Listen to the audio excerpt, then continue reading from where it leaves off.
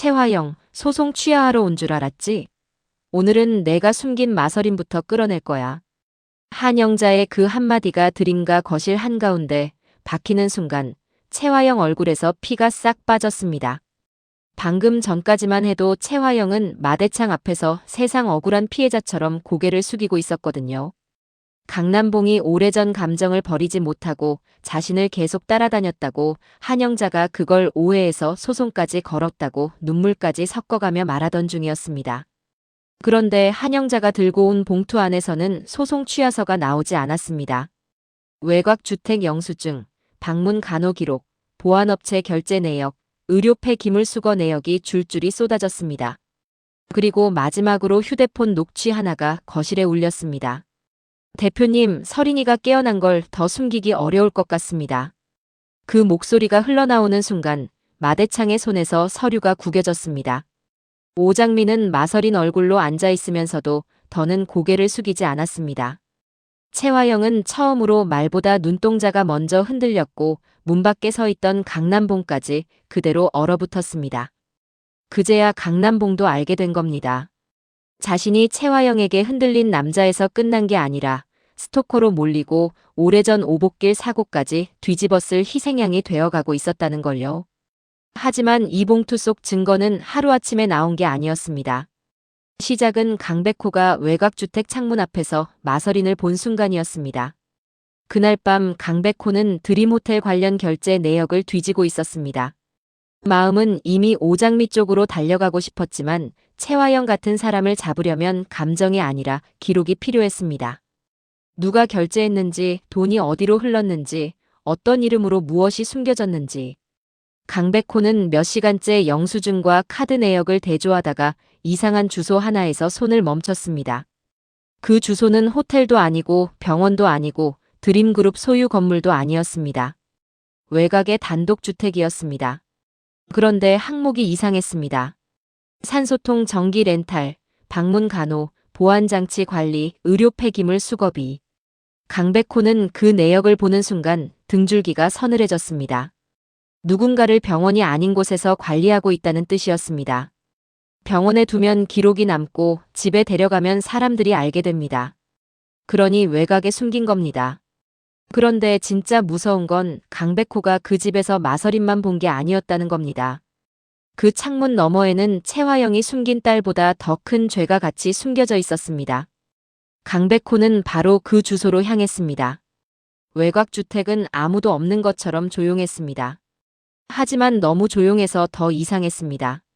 낡은 단독주택치고는 마당이 지나치게 깨끗했고 창문 안쪽 커튼은 햇빛 하나 들어오지 못하게 두껍게 내려와 있었습니다.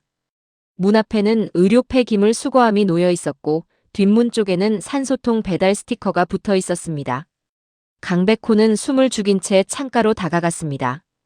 그리고 커튼 사이로 보이는 여자를 본 순간 그대로 굳었습니다. 마서린이었습니다. 누워있는 게 아니었습니다. 죽은 듯 숨겨진 것도 아니었습니다. 마서린은 두 눈을 뜨고 창가의 기대 바깥을 보고 있었습니다. 오래 서 있기도 힘든지 한 손으로 벽을 짚고 있었지만 분명히 깨어 있었습니다. 강백호는 소리를 낼 수 없었습니다. 안에 누가 있는지 알 수 없었고 마서린 역시 감시받는 사람처럼 조심스럽게 움직이고 있었으니까요. 그때 마서린도 강백호를 알아본 듯 눈을 크게 떴습니다. 강백호는 입모양으로 천천히 말했습니다. 장미 씨가 찾고 있다고요. 그 말 한마디에 마서린 얼굴이 무너졌습니다. 최화영은 오장미가 자기 자리를 빼앗았다고 말했습니다. 그런데 강백호는 오장미가 자신을 찾고 있다고 말하고 있었습니다. 그 차이가 마서린 마음을 흔들었습니다. 마서린은 떨리는 손가락으로 창문에 김을 묻혀 글씨를 썼습니다. 나 깨어난 거 최화영만 알아. 강백호는 그 글씨를 휴대폰으로 찍었습니다. 손이 떨렸지만 멈추지 않았습니다. 마서린은 다시 힘겹게 글씨를 덧붙였습니다. 할아버지는 몰라. 그 순간 안쪽 문이 열리는 소리가 들렸습니다. 마서린이 급히 뒤로 물러났고 강백호는 벽 쪽으로 몸을 숨겼습니다. 들어온 사람은 이강혁이었습니다. 그는 마서린에게 창가에 서 있지 말라고 낮게 말한 뒤 한참 동안 창문 쪽을 바라봤습니다. 강백호는 숨도 크게 쉬지 못한 채 녹음 버튼을 눌렀습니다. 곧장 이강혁의 목소리가 휴대폰에 잡혔습니다. 마서린이 자꾸 집에 가겠다고 한다는 말, 깨어난 사실을 더 숨기기 어려울 것 같다는 말. 거기까지만 해도 충분히 충격이었지만 진짜 소름은 그 다음이었습니다. 이강혁은 강남봉 쪽을 스토커 정황으로 밀어두겠다고 말했습니다. 한영자 소송도 결국 강남봉의 일방적인 집착 문제로 몰면 된다고 했습니다. 강백호의 눈빛이 차갑게 굳었습니다. 그런데 이강혁의 말은 거기서 멈추지 않았습니다. 오복길 사고도 같은 흐름으로 묶으면 된다고 했습니다.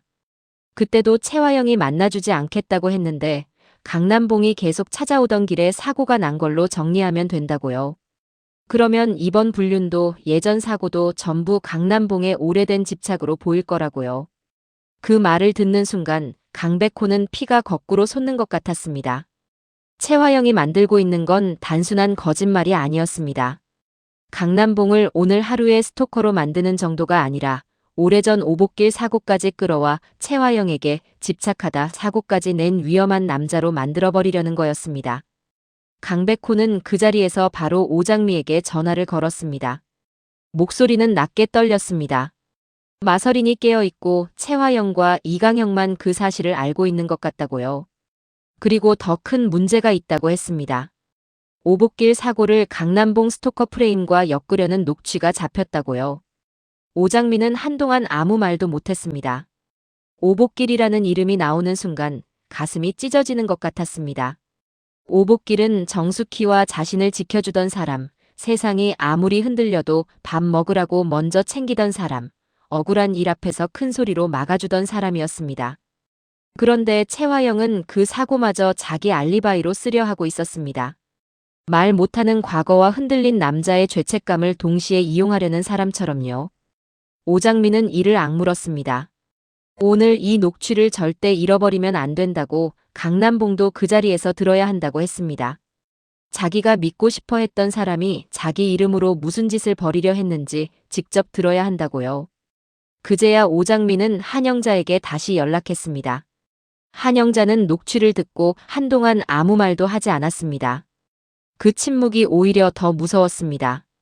남편이 채화영에게 흔들린 것만으로도 참담한데 이제 그 남편의 이름이 스토커 조작에 쓰이고 오복길 사고까지 그 집착의 연장선으로 엮이려 하고 있었습니다. 한영자는 울지 않았습니다. 소리치지도 않았습니다. 오히려 더 조용해졌습니다. 이 여자는 분노를 말로 터뜨리는 사람이 아니라 서류로 바꾸는 사람이었습니다. 강남봉이 잘못한 건 내가 묻습니다. 하지만 채화영이 만든 프레임까지 뒤집어쓰게 하지는 않아요. 그 말 한마디로 한영자는 판을 정했습니다. 사실 그 전날 드림과 집안은 이미 조용히 금이 가고 있었습니다. 마대창이 직접 위자료 청구 소송장을 받아든 뒤부터였습니다.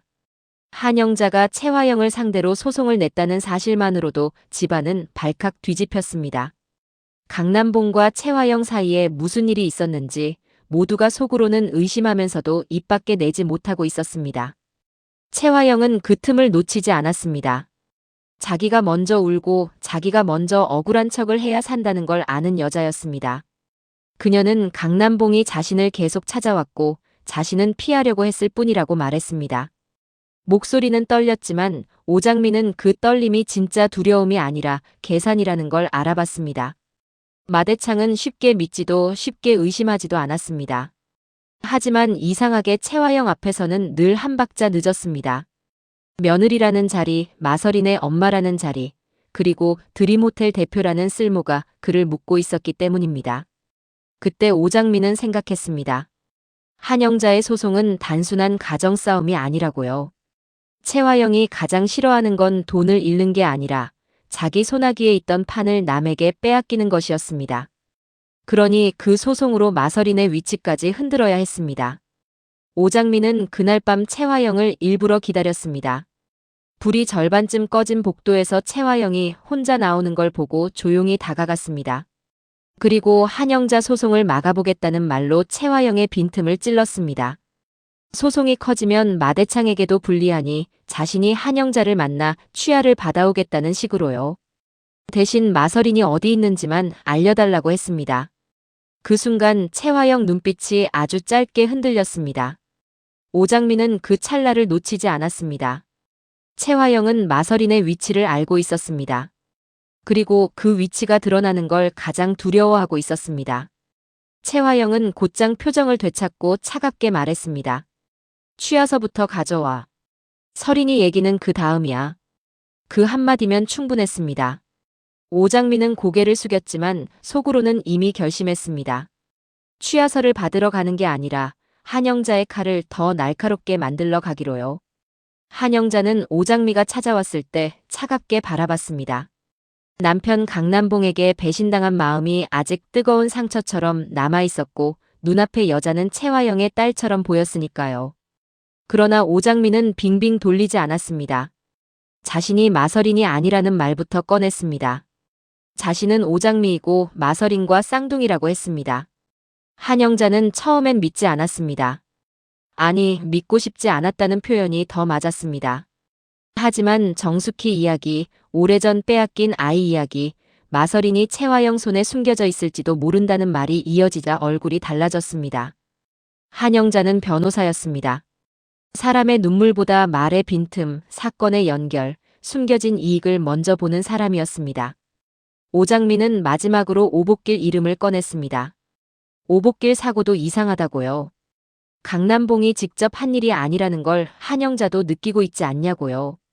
채화영이 지금 강남봉을 스토커로 몰고 있는 게 단순히 불륜 하나 덮으려는 움직임 같지는 않다고 했습니다. 저 여자는 필요하면 강남봉 이름을 자기 죄 덮는 데까지 가져다 붙일 사람이라고요. 그 말에 한영자의 손가락이 멈췄습니다. 남편이 잘못한 것과 남편에게 하지 않은 죄가 덮이는 것은 다른 문제였습니다. 한영자는 오장미가 소송 취하를 부탁하러 온 게 아니라는 걸 알아차렸습니다. 오장미는 취하하는 척만 해달라고 했습니다. 채화영은 취하서가 보여야 움직일 것이고 그 여자가 안심해야 마서린 쪽 흔적을 찾을 수 있다고요. 한영자는 기가 막힌 듯 웃었지만 그 눈빛은 이미 달라져 있었습니다. 채화영이 자신의 소송을 막으려 했다면 오장미는 그 소송으로 판을 더 키우려는 거였습니다. 그때 한영자가 봉투 하나를 꺼냈습니다. 취하서처럼 보이는 봉투는 만들어 드릴게요. 대신 안에 들어갈 건 취하서가 아닙니다. 그 순간부터 판은 조용히 뒤집히기 시작했습니다. 겉으로는 한영자가 물러나는 것처럼 보이게 하고 뒤로는 채화영이 숨긴 돈의 흔적과 사람의 흔적을 따라가기로 했습니다. 방문 간호, 사설 보안, 의료 소모품, 차량 이동, 법인카드와 호텔 관리비 사이에 숨어있는 빈틈. 숨겨진 사람은 반드시 흔적을 남깁니다. 한영자는 그걸 알고 있었습니다. 그리고 강백호가 외곽주택에서 마서린을 직접 확인하면서 그 빈틈은 칼이 됐습니다. 한영자는 곧바로 강남봉에게 전화를 걸었습니다. 내일 드림가로 오라고요.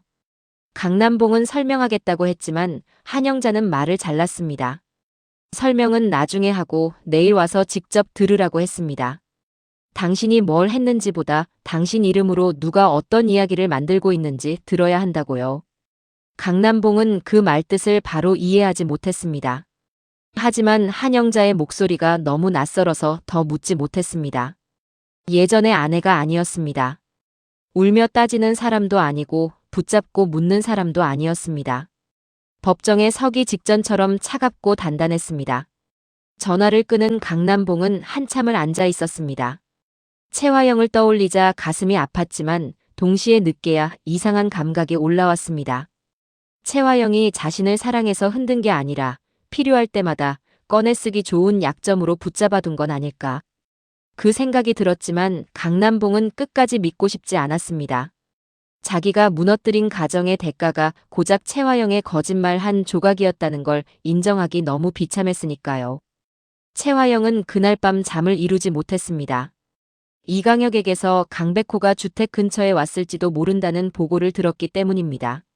마서린이 깨어난 사실이 드러나면 모든 게 꼬입니다. 마대창은 지금 오장미를 마서린으로 알고 있고 그 착각 위에 결혼과 후계 구도까지 얽혀 있었습니다.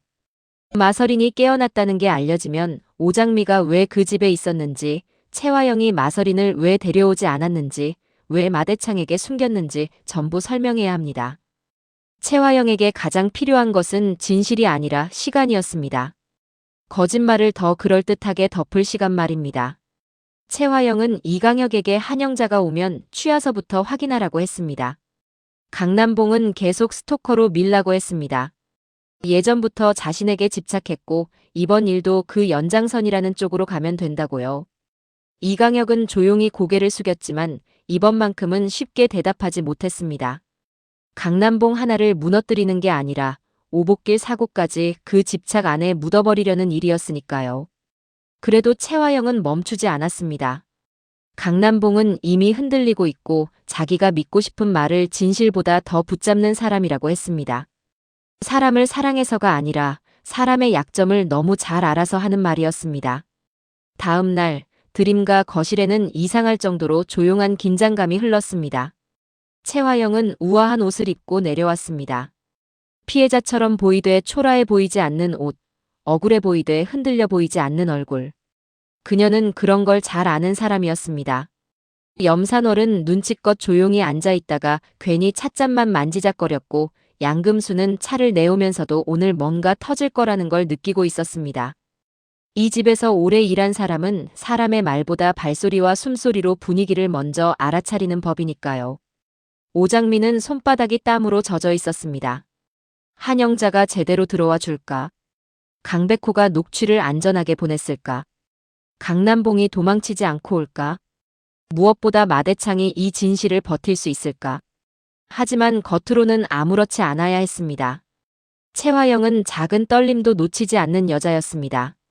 여기서 오장미가 먼저 흔들리면 모든 판이 채화영에게 돌아갈 수 있었습니다. 문이 열리고 한영자가 들어왔습니다. 손에는 봉투 하나가 들려 있었습니다. 채화영은 그 봉투를 보는 순간 미세하게 웃었습니다. 이겼다고 생각한 겁니다. 한영자가 생각보다 빨리 왔다고 말하는 채화영의 목소리에는 이미 승리감이 묻어 있었습니다. 남편 문제로 더 시끄러워져 봐야 서로 좋을 게 없으니 조용히 정리하자는 식이었습니다. 하지만 한영자는 봉투를 채화영에게 주지 않았습니다. 마대창 앞으로 걸어가 조용히 내려놓았습니다. 회장님이 먼저 보셔야 한다고요. 마대창이 그 봉투 안에 든 게 취하서냐고 묻는 순간 한영자는 짧게 말했습니다. 아닙니다. 그 한마디에 채화영의 표정이 굳었습니다. 한영자는 봉투를 열었습니다. 취하서는 없었습니다. 외곽주택 영수증, 보안업체 기록, 방문 간호 비용, 의료 폐기물 수거 내역, 그리고 녹취록이 나왔습니다. 한영자는 휴대폰을 꺼내 첫 번째 녹취를 재생했습니다. 마서린이 자꾸 집에 가겠다고 한다는 말, 깨어난 사실을 더 숨기기 어렵다는 말이 거실에 울렸습니다. 마대창의 손이 멈췄습니다. 거실은 숨소리까지 사라진 것처럼 조용해졌습니다. 마대창이 천천히 고개를 들었습니다. 깨어났다고? 채화영은 곧장 눈물을 만들었습니다. 아버님 건강이 걱정돼서 말하지 못했다는 식으로 빠져나가려 했습니다. 그러나 오장미가 조용히 끼어들었습니다. 그래서 외곽주택에 숨겼냐고요. 채화영은 순간적으로 분노를 참지 못하고 오장미에게 가만히 있으라고 쏘아붙였습니다. 그 말이 나오는 순간 마대창이 채화영을 봤습니다. 왜 서린이한테 가만히 있으라고 하느냐는 눈빛이었습니다. 채화영은 아차 싶었지만 이미 늦었습니다. 오장미를 마서린으로 알고 있는 마대창 앞에서 채화영은 너무 날 것에 분노를 드러내버린 겁니다. 한영자는 곧장 두 번째 녹취를 틀었습니다. 이번에는 강남봉 교수 쪽을 스토커 정황으로 맞춰두겠다는 이강혁의 목소리가 흘러나왔습니다. 그때 거실 문 밖에서 발걸음이 멈췄습니다. 강남봉이었습니다. 한영자가 일부러 그 시간에 맞춰 부른 사람이었습니다. 강남봉은 문턱에 선 채 얼굴이 하얗게 질렸습니다. 채화영도 그제야 그를 봤습니다. 한영자는 뒤돌아보지도 않고 들어오라고 했습니다. 오늘 당신도 들어야 할 게 많다고요. 강남봉은 천천히 거실 안으로 들어왔습니다. 마대창은 그를 보며 분노했지만 지금은 더 큰 불길이 앞에 있었습니다. 한영자는 강남봉에게 말했습니다. 당신이 한 잘못은 없어지지 않지만 하지 않은 죄까지 뒤집어 쓰게 두지는 않겠다고요. 그 말에 강남봉은 처음으로 한영자의 얼굴을 제대로 바라봤습니다. 원망과 분노가 사라진 게 아니었습니다. 오히려 너무 선명해서 더 무서웠습니다. 최화영은 끝까지 수습하려 했습니다. 강남봉이 자신을 일방적으로 따라다닌 건 사실이고 녹취도 맥락을 봐야 한다고 했습니다. 그러자 한영자가 바로 다음 녹취를 틀었습니다. 거실에는 다시 이강혁의 목소리가 흘러나왔습니다. 오복길 사고도 같은 흐름으로 묶으면 된다는 말, 그때도 최화영이 만나주지 않겠다고 했는데 강남봉이 계속 만나자고 찾아오던 길에 사고가 난 걸로 정리하면 된다는 말, 그러면 이번 일도 예전 사고도 전부 강남봉의 오래된 집착으로 보일 거라는 말이 그대로 울렸습니다. 오장민은 숨이 멎는 것 같았습니다. 강남봉은 자기 귀를 의심하는 얼굴이었고 마대창은 처음으로 최화영을 며느리가 아니라 낯선 적처럼 바라봤습니다. 오복길이라는 이름이 거실에 놓이는 순간 오장민은 더는 마서린 흉내만 낼 수 없었습니다. 하지만 무너지지도 않았습니다. 지금은 울 때가 아니었습니다. 오복길을 위해서라도 여기서 최화영을 빠져나가게 하면 안 됐습니다. 오장민은 최화영을 향해 천천히 고개를 돌렸습니다. 우리 아버지 사고까지 당신 알리바이로 쓰려고 했어. 마대창이 바로 그 말을 붙잡았습니다. 우리 아버지라는 말 때문이었습니다. 오장민은 입술을 깨물었습니다. 최화영은 그 틈을 놓치지 않았습니다. 지금 서린이가 얼마나 불안정한지 보라며 사고 이후 기억이 뒤섞인 것 같다고 몰아가려 했습니다. 그러나 오장민은 더 이상 밀리지 않았습니다. 불안정한 건 제 기억이 아니라 최화영 거짓말입니다. 그 말에는 더 이상 마서린의 말투가 없었습니다. 오장미 자신의 목소리였습니다. 한영자는 차갑게 이어받았습니다. 남편이 잘못한 건 자신이 묻겠지만 최화영이 그 남편을 스토커로 만들고 오래전 사고까지 그 집착으로 덮으려 한 건 절대 넘기지 않겠다고요. 강남봉은 최화영을 바라보았습니다. 한때 자기 마음을 흔들었던 여자, 자신을 젊은 시절로 되돌려 놓은 것처럼 착각하게 만든 여자. 하지만 지금은 자기 이름을 쓰다 버릴 도구로 만들려 한 여자였습니다. 최화영은 끝까지 당신이 나한테 매달린 건 사실 아니냐고 찔렀습니다. 그 말에 강남봉은 더 처참하게 무너졌습니다. 틀린 말이 아니기 때문에 더 아팠습니다. 자신이 흔들렸고 가정을 배신했고 한영자를 아프게 했습니다. 하지만 최화영은 그 약점을 사랑이 아니라 무기로 보고 있었습니다. 강남봉은 한참 뒤에야 입을 열었습니다. 당신은 나를 사랑한 게 아니었어. 내가 당신을 믿고 싶어 하는 걸 이용한 거였어.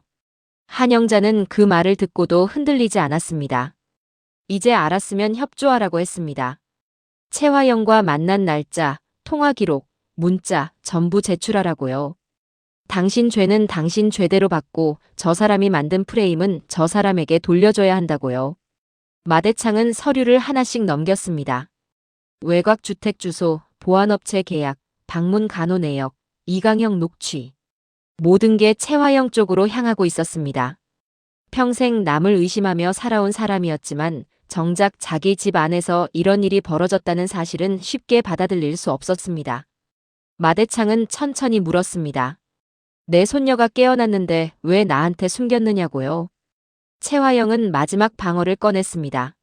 아버님 건강이 걱정됐고 지금 이 집에 오장미가 있는 상황에서 서린이가 갑자기 나타나면 모두가 위험해질 수 있었다고요.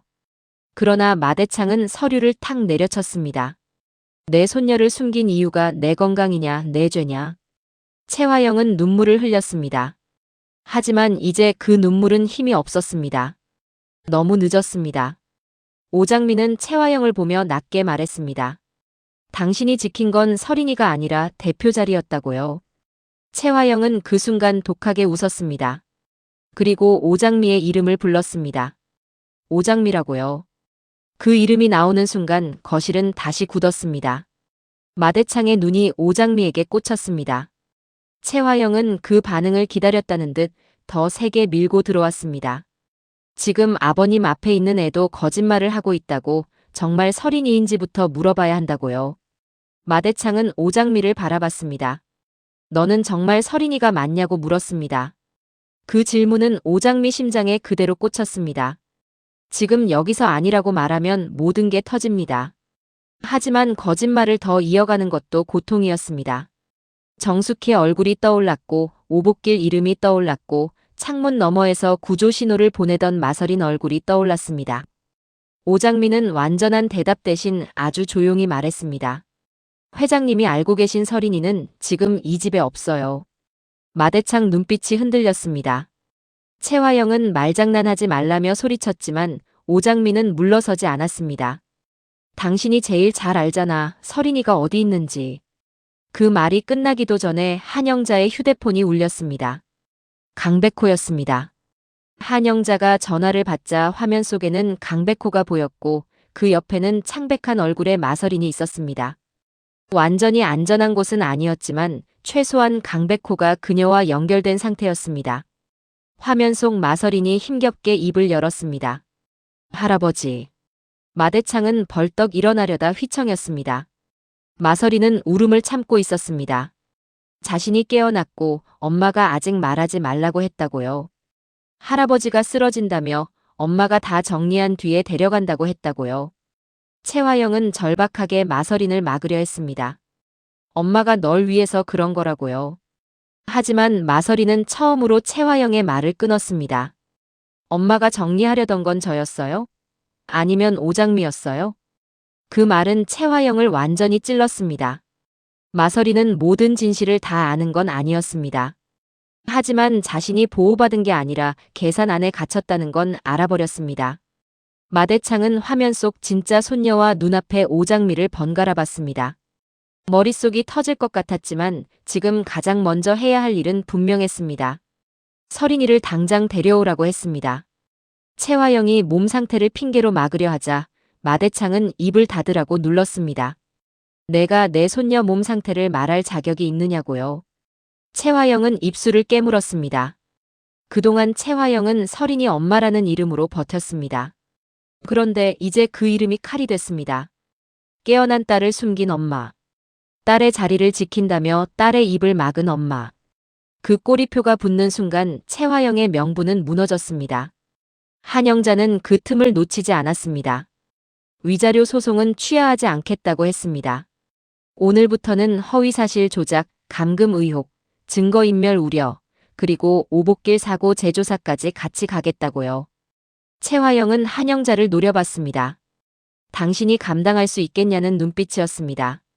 하지만 한영자는 조금도 물러서지 않았습니다. 저는 이혼 전문 변호사입니다. 남의 집 무너지는 소리, 서류 한 장에서부터 압니다. 그런데 최화영 씨 집은 서류가 아니라 녹취에서 무너지네요. 그 말은 드림과 거실의 마지막 못질처럼 박혔습니다. 하지만 최화영은 무너지는 척하면서도 반드시 다른 목을 잡을 사람이었습니다. 그녀는 거실을 나가기 직전 오장미에게만 들릴 만큼 낮게 말했습니다. 여기서 나를 몰아붙이는 동안 정숙희가 어디 있는지 제대로 알고 있냐고요. 오장미의 얼굴이 그대로 굳었습니다. 최화영은 아주 작게 웃었습니다. 협박이었습니다. 아니, 예고에 가까웠습니다. 오장미가 가장 아픈 곳이 어디인지 최화영은 정확히 알고 있었습니다. 강백호는 화면 너머로 흔들리지 말라고 했습니다. 오태평이 어머니 쪽을 확인하러 갔다고요. 그러나 오장미의 마음은 이미 무너지고 있었습니다. 최화영이 한 말은 그냥 겁주려고 던진 말이 아닐 수 있었습니다. 오태평은 가족 일이라면 물불 안 가리고 뛰어드는 사람이지만 상대가 최화영이라면 다릅니다. 저 여자는 사람의 약점을 잡고 움직이는데 망설임이 없었습니다. 그날 밤 마대창은 침실로 들어가 약을 챙겨 먹었습니다. 모든 게 뒤집힌 하루였습니다. 마서린이 깨어났다는 사실, 최화영이 숨겼다는 사실, 오장미가 서린이가 아닐지도 모른다는 의심, 오복길 사고가 다시 떠오른 것까지. 그는 평생 강한 척을 하며 살아왔지만 몸은 이미 그 충격을 버티지 못하고 있었습니다. 염산월은 병원에 가봐야 하는 것 아니냐고 조심스럽게 물었지만 마대창은 손을 내저었습니다. 약이나 제대로 챙겨놓으라고 했습니다. 염산월은 더 말하지 못하고 물러났지만 협탁 안 약통 위치가 평소와 조금 다르다는 걸 봤습니다. 그날도 약통이 낯설게 느껴졌지만 집안이 너무 뒤집혀 있어 바로 말을 꺼내지 못했습니다. 다만 마음 한구석에 찜찜함이 남았습니다. 며칠 뒤 마대창의 몸은 눈에 띄게 나빠졌습니다. 처음에는 모두 충격 때문이라고 생각했습니다. 그런데 이상했습니다. 약을 먹은 뒤 더 어지러워했고 손끝이 떨렸고 숨이 가빠졌습니다. 마대창은 아픈 티를 내지 않으려 했지만 식탁 앞에서 컵을 잡는 손이 흔들렸습니다. 오장미는 그 모습을 보고 가슴이 철렁했습니다. 아무리 무서운 사람이라도 지금 마대창이 쓰러지면 채화영에게 또 다른 기회가 생깁니다. 그리고 무엇보다 진실을 들어야 할 사람이 아직 너무 많았습니다. 결국 마대창은 아침 식탁 앞에서 쓰러졌습니다. 컵이 바닥에 깨지고 양금순이 비명을 질렀고 집안이 순식간에 뒤집혔습니다. 채화영도 놀란 얼굴로 달려왔지만 양금순은 그 짧은 순간 이상한 걸 봤습니다. 채화영의 시선이 쓰러진 마대창 얼굴보다 협탁 쪽으로 먼저 향했던 겁니다. 아주 짧은 눈길이었지만 분명했습니다. 양금순은 몸이 굳었습니다. 저 여자는 왜 회장님보다 약 있는 곳을 먼저 봤을까? 병원으로 옮겨진 뒤 양금순은 몰래 마대창 침대 옆 협탁에 있던 약통을 챙겨왔습니다. 누가 시킨 것도 아니었습니다. 그냥 이상해서 너무 이상해서 들고 온 겁니다. 병원 복도에서 양금순은 한참 망설이다가 오장미에게 약봉지를 내밀었습니다. 회장님 드시던 약인데 아무래도 이상하다고요. 오장미는 약통을 보는 순간 심장이 내려앉았습니다. 강백호가 곧장 병원 쪽에 확인을 부탁했습니다. 잠시 뒤 의사가 굳은 얼굴로 나왔습니다. 약통은 맞는데 안에 든 약이 처방 내용과 다르다고 했습니다. 병원에서 지어준 약이 아니라고요. 그 말이 떨어지는 순간 병원 복도 공기가 얼어붙었습니다. 마대창이 충격으로 쓰러진 게 아니었습니다. 누군가 약에 손을 댄 겁니다. 채화영인지 아니면 집안의 또 다른 사람인지 아직은 알 수 없었습니다. 하지만 분명한 건 하나였습니다. 범인은 집 안을 너무 잘 아는 사람이었습니다. 의식이 돌아온 마대창은 그 말을 듣고 한참 동안 천장만 바라봤습니다. 분노가 너무 크면 오히려 조용해지는 법입니다. 그는 천천히 입을 열었습니다. 내 손녀를 숨긴 것도 모자라 이제 내 약까지 바꿨냐고요. 오장미는 병실 옆에 서 있었습니다. 마대창은 고개를 돌려 그녀를 봤습니다. 내가 누구인지는 아직 묻지 않겠다고 했습니다. 그 말에 오장미는 숨을 멈췄습니다. 마대창은 이어 말했습니다. 하지만 하나는 알겠다고요. 이 집 안에 나를 치우려는 놈이 있다고요. 그 목소리는 약했지만 눈빛은 다시 살아나고 있었습니다. 그때 강백호의 휴대폰이 울렸습니다. 화면에는 오태평 이름이 떠 있었습니다. 전화를 받자마자 오태평의 숨찬 목소리가 터져 나왔습니다. 반찬가게 앞에 이상한 차가 서 있었는데 정숙희가 보이지 않는다고요. 오장미는 그대로 굳었습니다. 채화영이 했던 말이 머릿속에서 다시 울렸습니다. 정숙희가 어디 있는지 제대로 알고 있냐던 그 말. 그건 협박이 아니라 예고였습니다. 이미 일이 시작된 거였습니다. 그런데 바로 그때 병실 문 밑으로 작은 종이 한 장이 밀려 들어왔습니다. 양금순이 가장 먼저 발견해 주었고 종이를 펼친 오장미 얼굴이 순식간에 창백해졌습니다. 거기에는 딱 한 줄이 적혀 있었습니다. 오복길 사고의 진짜 증거는 정숙희가 가지고 있다. 오장미는 숨을 멈췄습니다. 정숙희가 왜 사라졌는지, 채화영이 왜 끝까지 정숙희를 약점으로 잡으려 했는지, 오복길 사고가 왜 지금 다시 떠올랐는지 모든 게 하나로 이어지기 시작했습니다. 강백호는 바로 같이 가겠다고 했습니다. 한영자는 곧장 휴대폰을 들고 정숙희 실종으로 신고를 넣겠다고 했습니다. 오복길 사고 자료도 정식으로 다시 묻겠다고요. 마대창은 병실 안에서 모든 말을 듣고 있었습니다. 약한 몸으로도 주먹을 움켜쥐더니 낮게 말했습니다. 정숙희를 찾아라. 그리고 오복길 사고 증거가 정말 있다면 내 앞에 가져와. 오장미는 그 말에 이를 악물고 병원 복도를 뛰쳐나갔습니다. 마서리는 깨어났고 한영자는 칼을 들었고 강백호는 증거를 잡았습니다. 강남봉은 자신이 채화영에게 이용당했다는 걸 깨달았고 마대창도 더 이상 채화영 말을 그대로 믿지 않았습니다. 하지만 정숙희가 사라졌습니다. 그리고 그 손에 오복길 사고의 진짜 증거가 있을지도 몰랐습니다. 오장미가 병원 문을 나서는 순간 모르는 번호로 사진 한 장이 도착했습니다. 사진 속에는 정숙희가 늘 들고 다니던 낡은 손수건이 바닥에 떨어져 있었습니다. 그 옆에는 오래된 열쇠 하나가 놓여 있었고 열쇠고리에는 낡은 자수실이 감겨 있었습니다. 오장미는 그걸 보는 순간 손이 떨렸습니다. 정숙희가 잊고 있던 과거, 오복길이 사고 전 마지막으로 숨겨둔 무언가, 그리고 채화영이 가장 두려워하는 진짜 증거가 그 열쇠 끝에 매달려 있을지도 몰랐습니다. 채화영이 강남봉을 스토커로 몰아가며 빠져나가려던 판은 한영자의 봉투 하나로 뒤집혔고 마서린이 깨어났다는 진실도 마대창 앞에서 터졌습니다.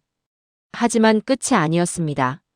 마대창 약은 바뀌었고 정숙희는 사라졌고 오복길 사고의 진짜 증거는 세상 밖으로 나오기 직전이었습니다. 이제 오장미가 엄마를 먼저 찾을지 채화영이 그 증거를 먼저 없앨지 다음 싸움은 여기서부터 시작됩니다. 오늘도 함께 해주셔서 감사합니다. 구독과 좋아요 부탁드려요.